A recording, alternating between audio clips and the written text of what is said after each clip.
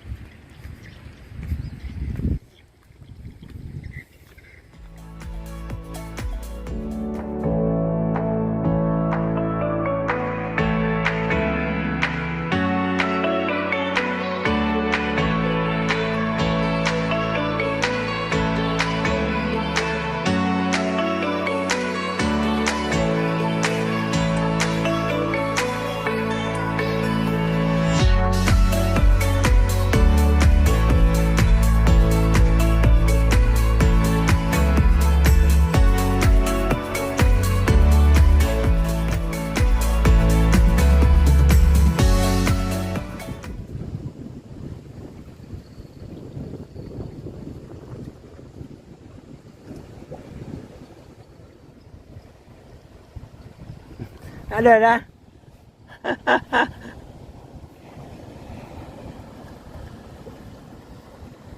Moncel. Umpan benam kita ada yang menarik itu sobat. Buka. Nyawa liliannya itu. Capek. Bukan empung nih. Tuh ambil itu. Jajan aja kayu tuh. Ini masuk dalam tuh. Oke. Alui. Hah? Pegang ini lah. Mana orang kasar dah. Oke sobatku, ditarik tuh. Mantap. Oke.